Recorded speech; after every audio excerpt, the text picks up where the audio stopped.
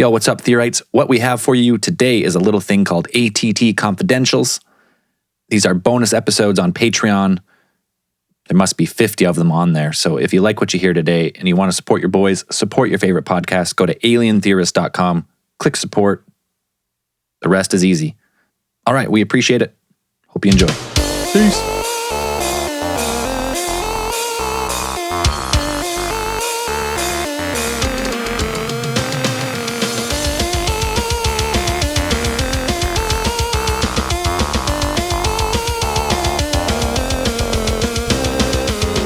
Welcome to yet another episode of ATT Confidential. I'm Braden. I'm Dan.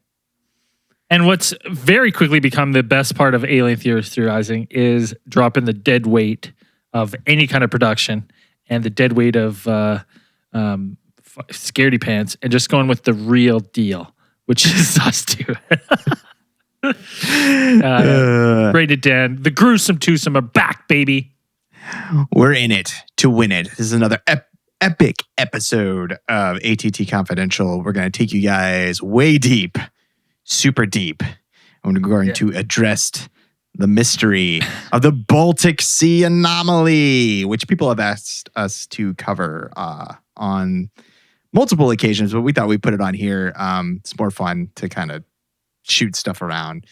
If you don't know what the Baltic Sea... and the only thing is, too, with this one is it's one of those ones, it's very interesting surface level. Like right away, wow, what? Huh? Woo, ah, woo. And then very quickly you're like, Yeah, this thing really slammed into the headlines, and it made for good eye-catching news headlines around 2011 when a deep sea exploration team that was titled Ocean X, which sounds fucking cool.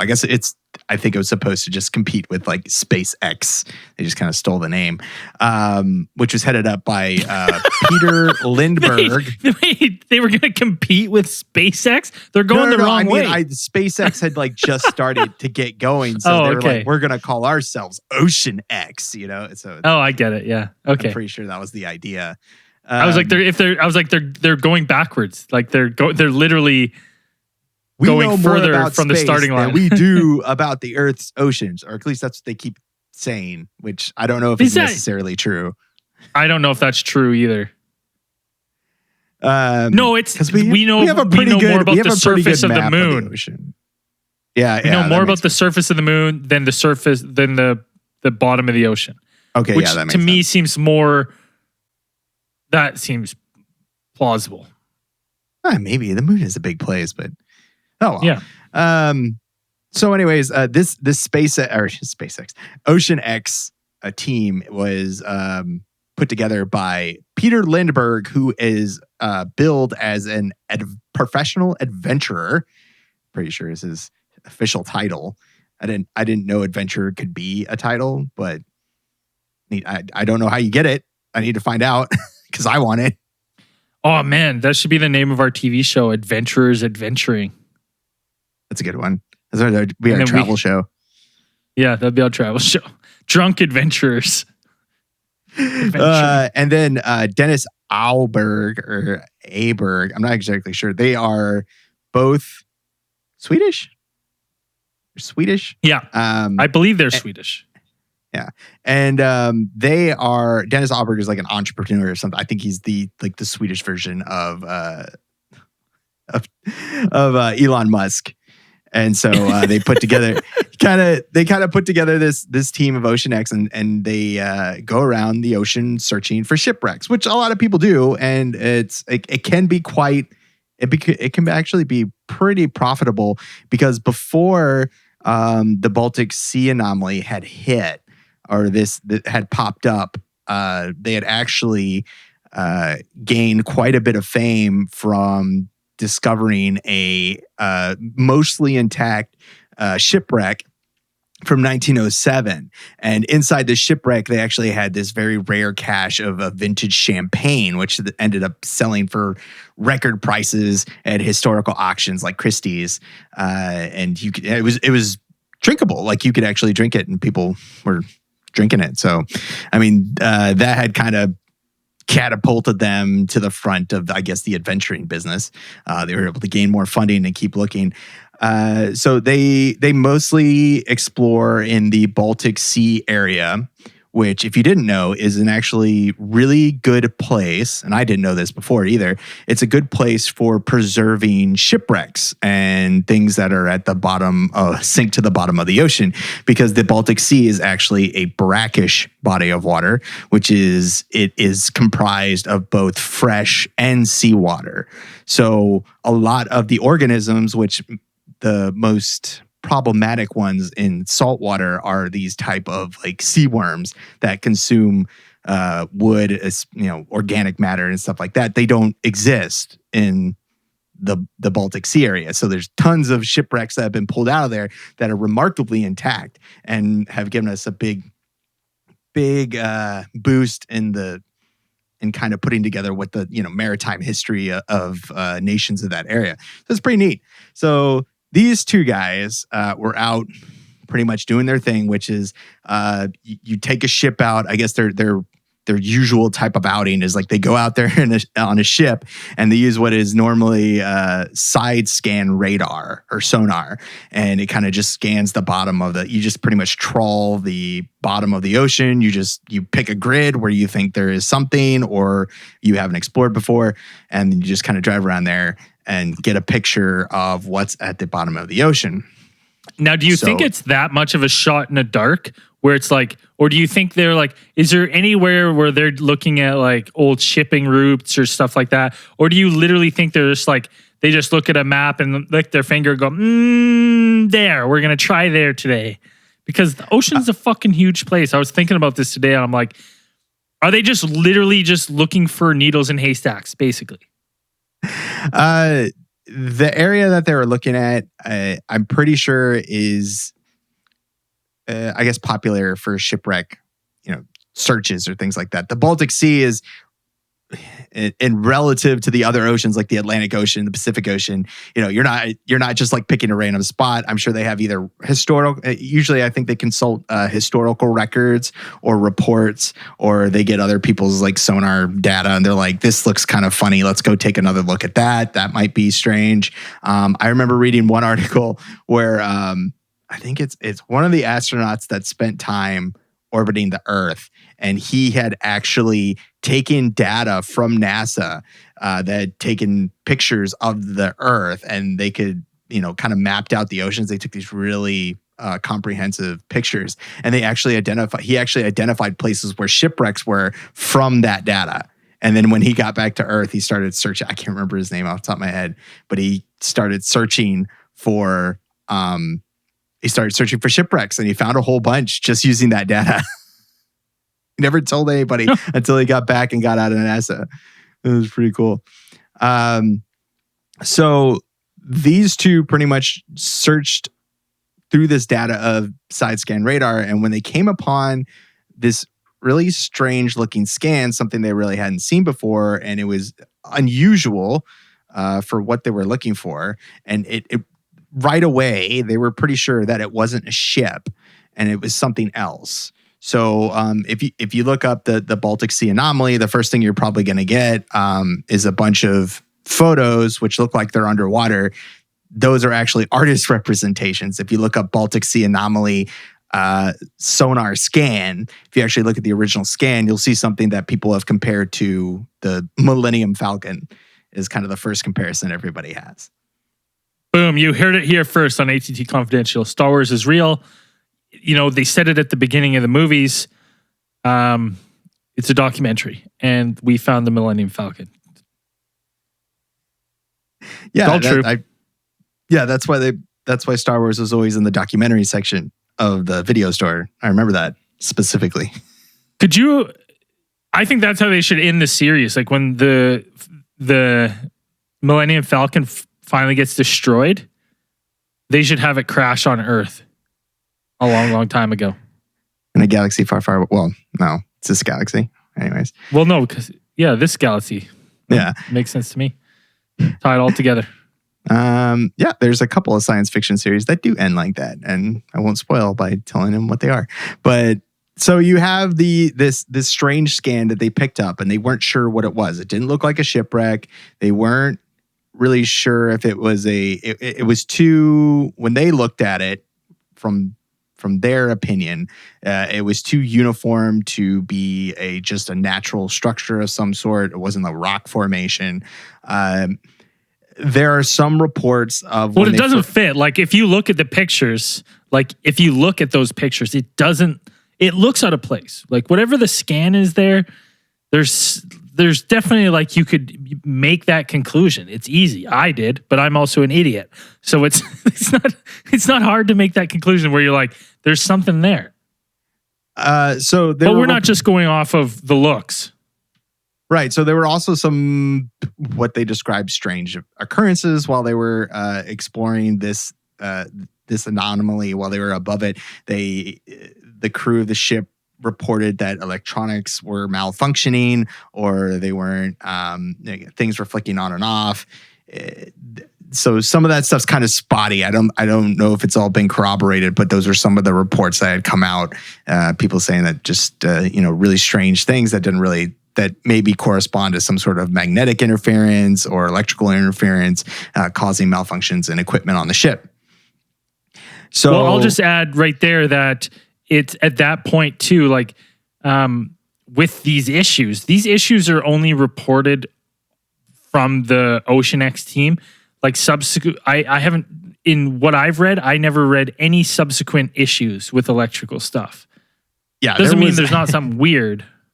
Yeah, I think it was pretty much reported by like one or two people. I don't think it wasn't like a giant EMP went off and like all of their equipment just shut down. It was probably like somebody's cell phone, and it was like it just like turned off, or they didn't charge it or something like that. It wasn't anything really big. It wasn't supremely noticeable. It's probably just someone. Yeah, they had an Andrew on their ship running some electrical gear. So when they looked at it, they identified what seemed to be some sort of 980 foot flattened out what they titled as a runway that seemed to lead up to the object, and they kind of implying that this object had either skidded along this path, because when they scanned it, there was kind of like these depressions that lead up to the craft or the object, and they couldn't really figure out what that was. So they weren't sure. It looked like something if you look at it, and if somebody tells you, yeah, that's a UFO and it crashed there, it kind of looks like that. Like you could really see that, and you could imagine that actually happening. 100%. I also like looking at it and reading these notes of them saying that. I'm like, I'm an idiot. I'm an absolute moron. And I looked at this and I went, okay, well, I can see that. But, if you show me a picture of a cloud and say, do you see Godzilla? And the cloud is loosely shaped like Godzilla, I'll go, yep. So they kind of, they from the headlines and stuff of this gaining attention and traction of this Baltic Sea anomaly, they also had an artist, which I don't know if they commissioned it or the guy just did it on his own. An artist actually created what could possibly be the object. And so if you look up Baltic Sea anomaly, that's what you're going to see. That's not an actual picture of the object. It's an artist's rendition of the object, and it'll showcase what they had theorized to be like a staircase around some sort of like rounded entrance into the ship or something like that. So if you really search it up, like that's what's going to come up, and it's not an actual photo. It's just an artist's representation of what it could possibly be based on the scan from the radar. Now, so they took pretty much Ocean X took those two things. So they took the artist rendition and they took the headlines, which just shot out there and, sent ripples out through, the sea ocean exploration / UFO communities all over there. And they leveraged that into creating a documentary, which is the Mystery Below, I believe it is. And so I had to sit through that, watching that. And that was great. That was a great experience. Oh, well, you could address that up a little bit. I had to sit through it. That's great. So it's one of those documentaries that you're like, okay. Oh, it's shit. It's garbage. It's like a well, how long is it? It's probably 45 minutes. It's like a 45-minute documentary where 40 minutes are regular life on a ship activities accompanied by Pirates of the Caribbean music.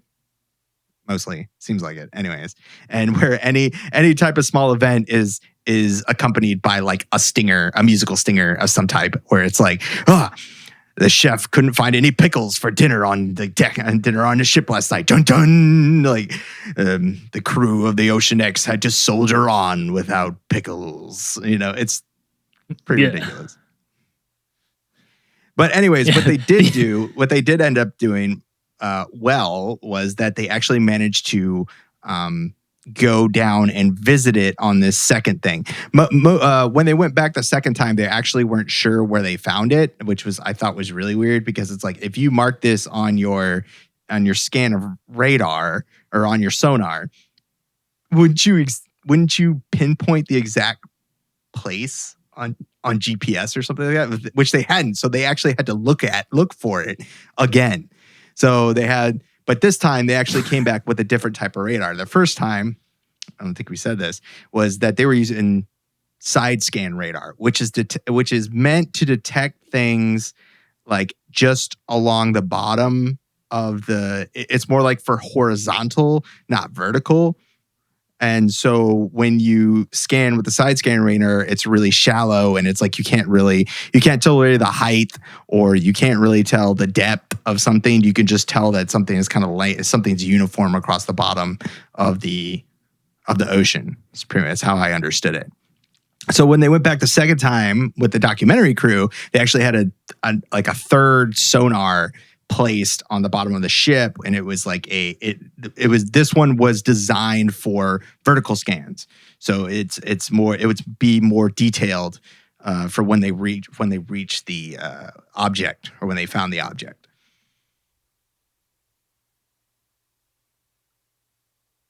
So they come back and they find this object. Like, the documentary is like 30 minutes of them looking for it, and they're like, we can't find it, we don't know where it is, and but they end up. It's basically if we did any kind of expedition. This is how it would go. It's how it end up. So it's there'd probably be more drinking, but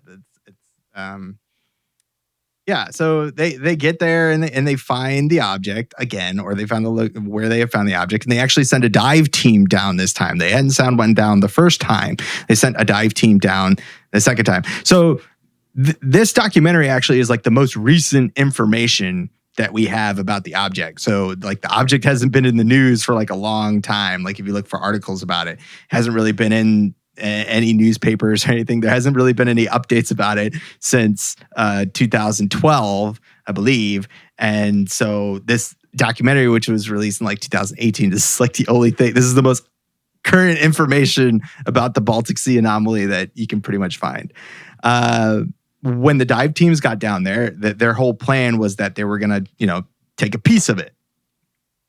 So when they have video footage of them kind of like brushing it off, down there at the bottom of the ocean, there's a lot of sediment and stuff. So they kind of brush off the sediment. And what was unusual about where the object was laying was that when they brushed it off, they kind of make this comment that it's like, oh, it's black. It's like it's been burnt or something like that, or it looks like this looks like something that has sustained high heat or high temperatures or something like immense heat and burned to a crisp. So Maybe coming right, into the atmosphere. right. So your mind immediately jumps to that. So you're like, oh, so it came through the atmosphere, smacked into the ocean, and then skidded along the bottom, and then came to rest in the middle of the Baltic Ocean. First off, I loved how both of our brains went there, but then when I sat back in my chair for just a little bit, and I went, you know how fucking fast something would have to be going to crash into the atmosphere, hit the water, go through the entire sea, and then still skid on the bottom? Yeah, because it's 300 feet down. I think I forgot to mention that, but the depth at which they found it is about 300 feet from the surface. That's of the a ocean. substantial amount of water to hit. So that's the kind of comment they made when they first found it, when they were down there with the dive team. The dive team only had so much air, so they didn't really have time to kind of mess around down there. So all they managed to get was a couple samples. They had their digging tools or whatever, and they took a couple of they picked off a couple of pieces of the object, of what they assumed is the object, and they took those back because they were like, well, if anything, we're going to take this to some experts and have them take a look at what we have here. So that's the most that they brought back from this object. When they got down there, I mean, it didn't look anything like the picture that they had. You couldn't really get a good really good view of the object itself in its entirety because the water is there's a lot of sediment down there, and they couldn't really get a good look at it. So it's pretty much like, we're going to take a piece of it. Yeah, we're going to take a piece of it, and then we're going to have people analyze this and figure out what this is. So they took these samples of stone that they recovered, and they took it to Volker. Yeah, or like rock-like structure. Here, Dan, I'll give you a drum roll. What did they find?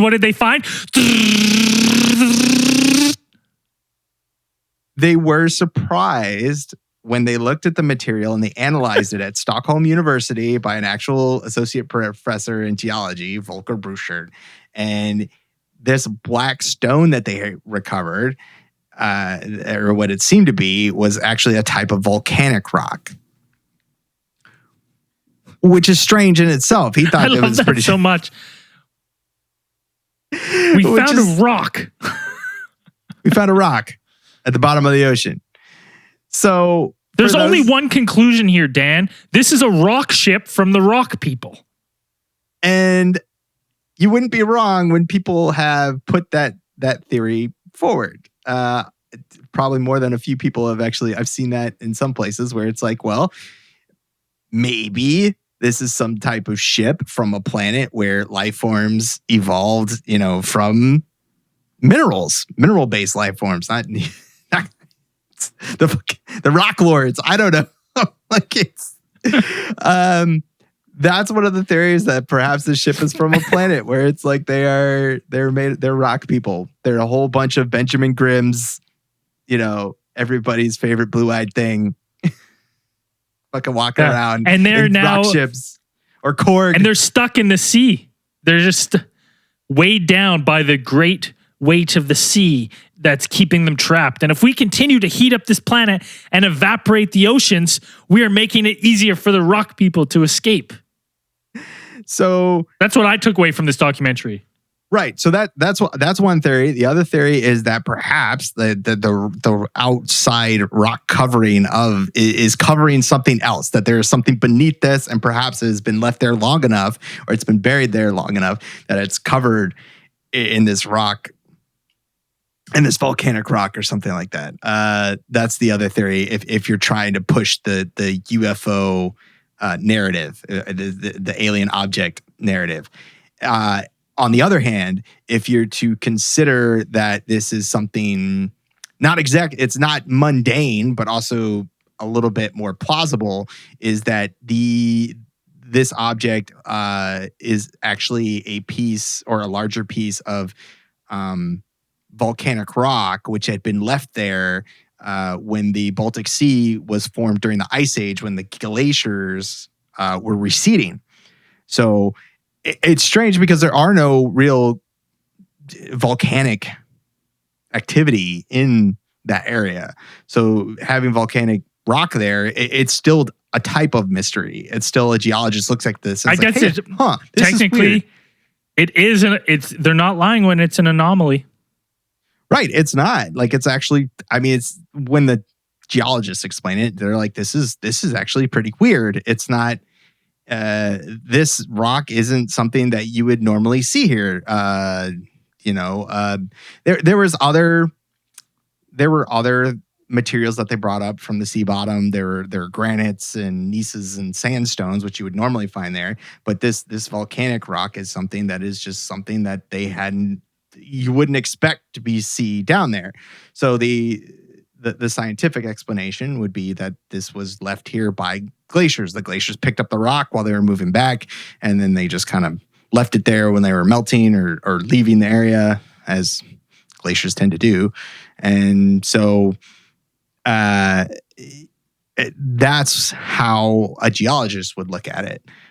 It is they found it's just a type of rock that forms from hardened lava. And so when at least one, when you try to ask the Ocean X team about this glacial deposit theory, they haven't said anything. They haven't made any comments on it. So,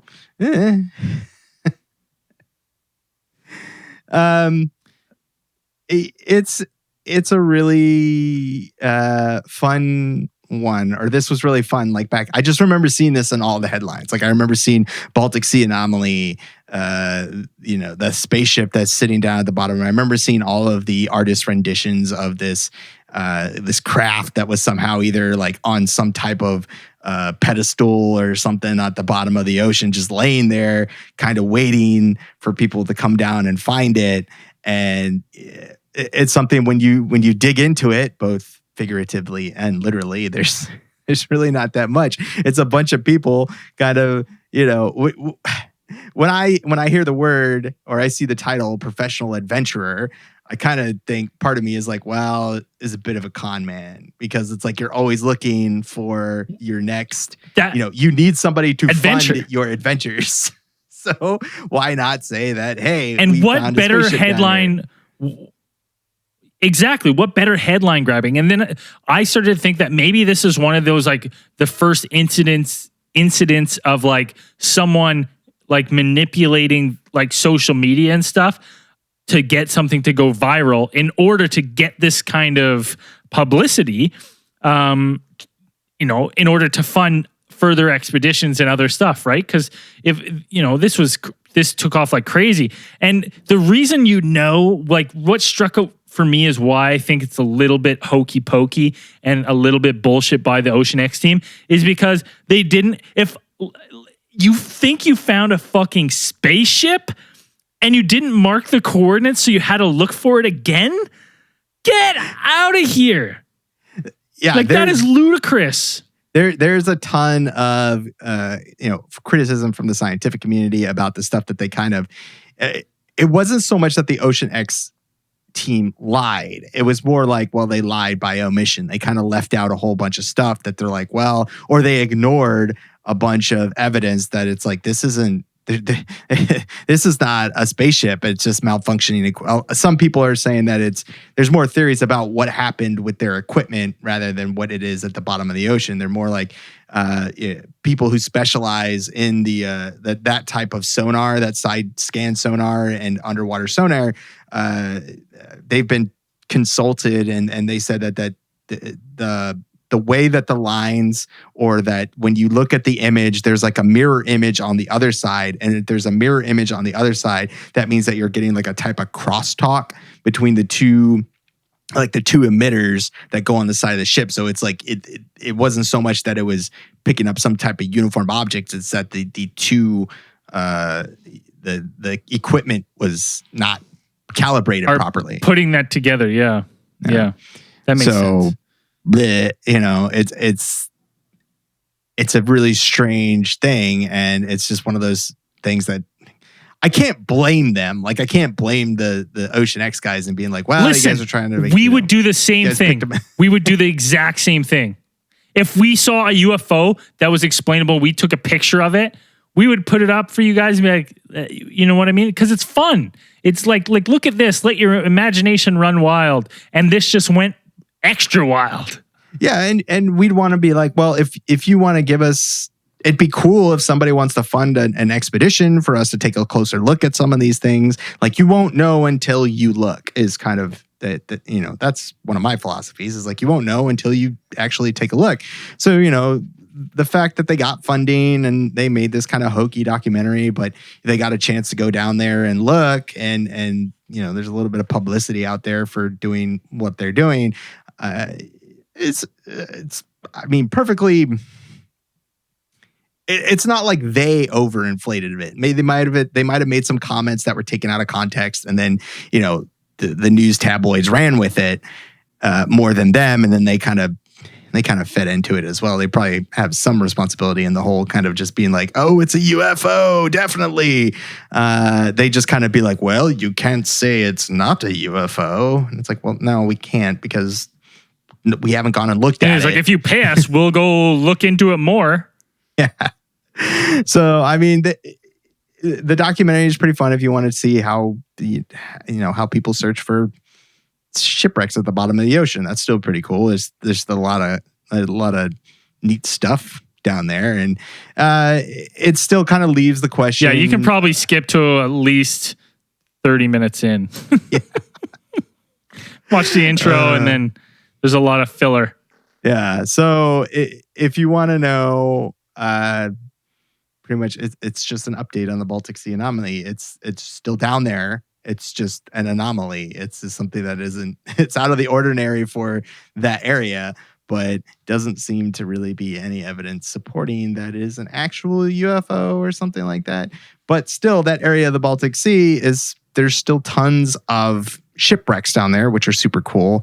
I think there's they're saying there's 100,000 things that are being pulled out of there like every year, something like that. It's a really ridiculous amount of stuff for historical purposes and things like that. So there's tons of cool stuff down there, and exploring the ocean is never, for them. I mean, they put their safety at stake to go down there. 300 feet down in dive suits is terrifying. I don't think you could pay me enough money to kind of go down there. You would have to do some sort of like halo dive to do that. Well, I mean, they had all their. Did they free dive or did they cable dive it? I can't remember. I skipped that part. I don't remember.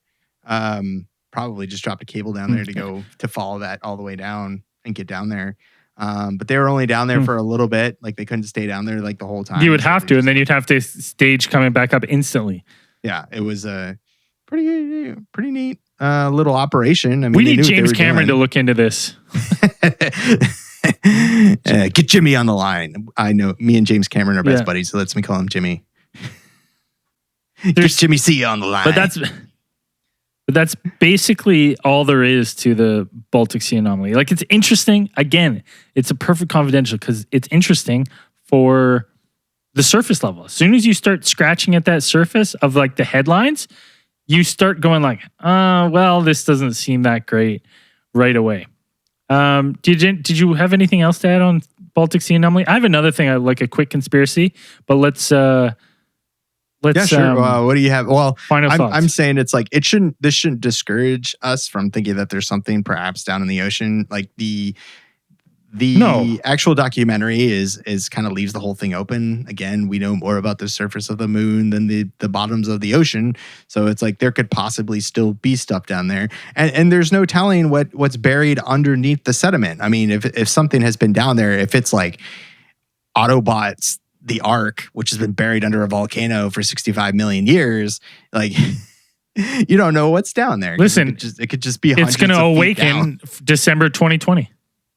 Right. And then the Autobots and the Decepticons are going to battle for the supremacy of Earth. So whatever. What a better way to end 2020 than on a robot war, I guess.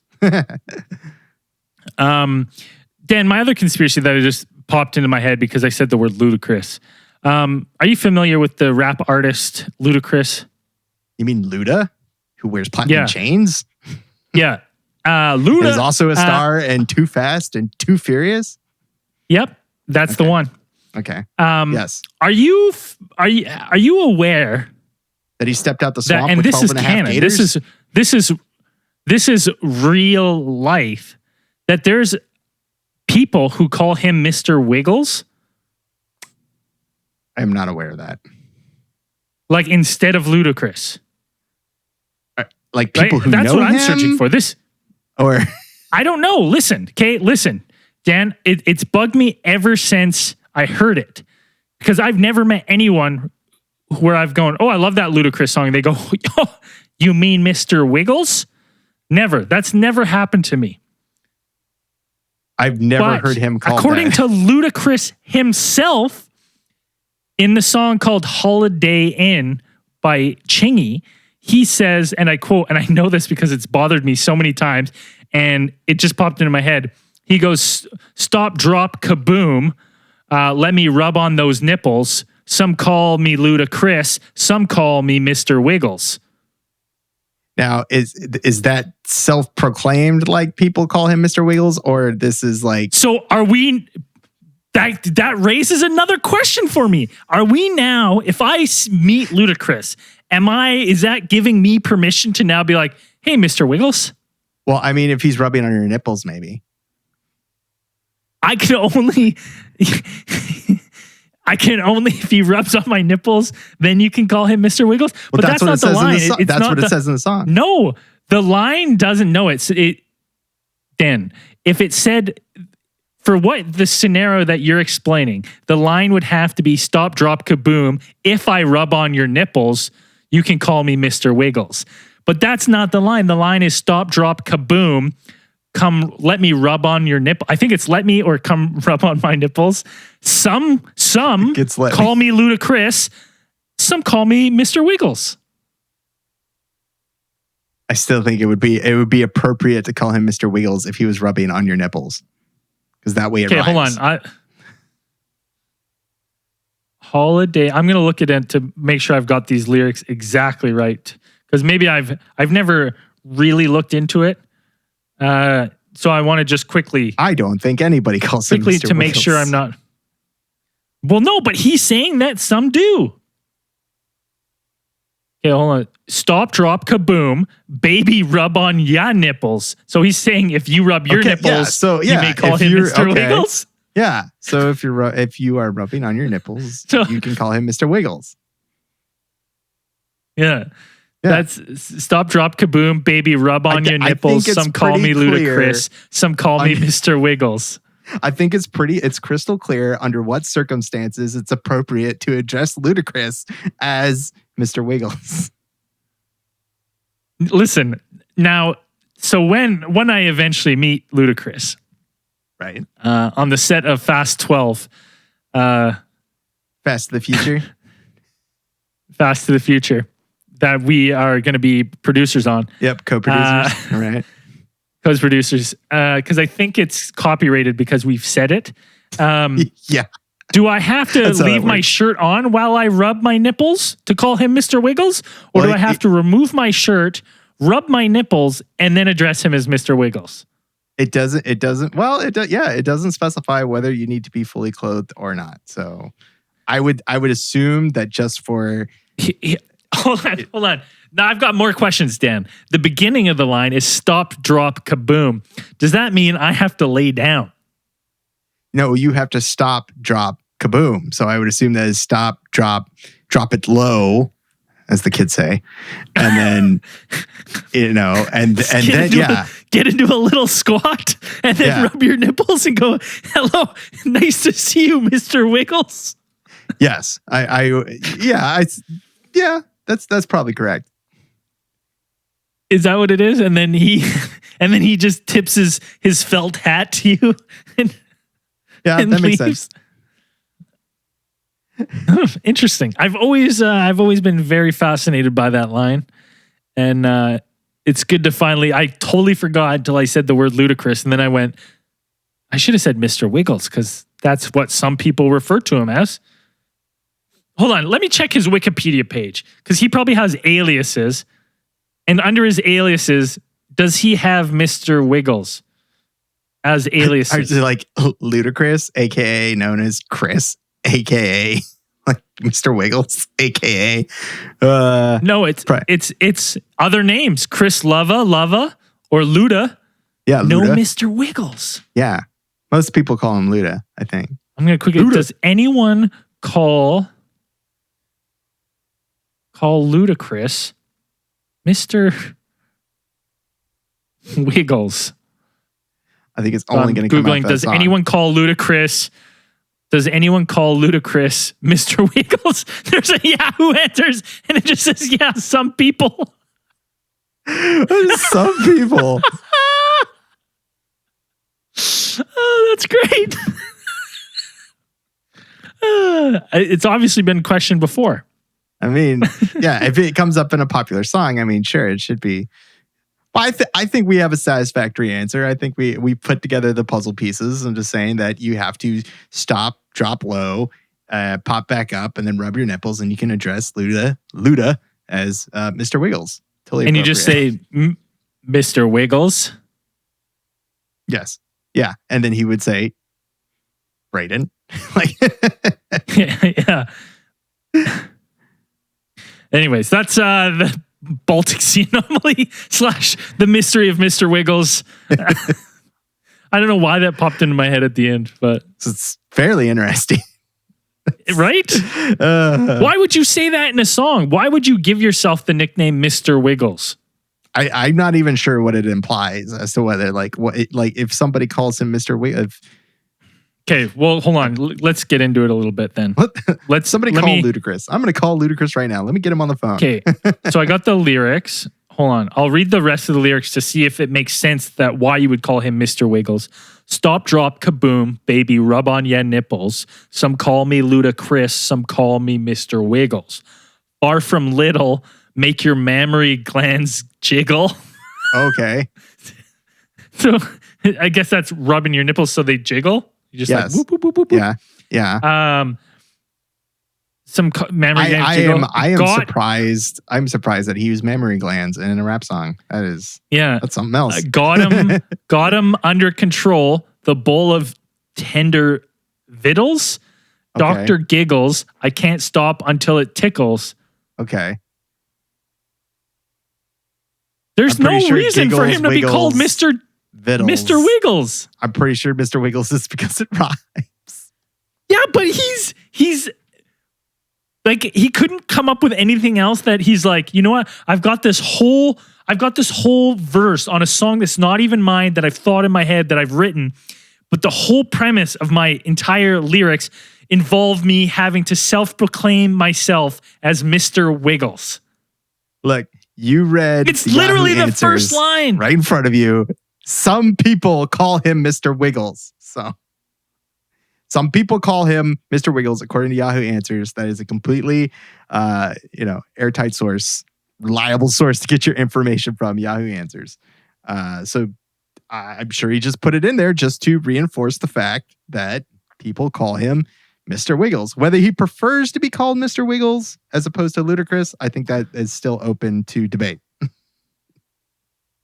But it to me, it sounds like the people who call him Mr. Wiggles, it's in a sexual nature. Yes, I think I get that from the song. I think that could be interpreted that way. I could definitely see it that way. All right, well, that's it for this week's episode. Well, this episode of ATT Confidential. I'm Brayden. I'm Dan. And keep those eyes on the skies. Peace.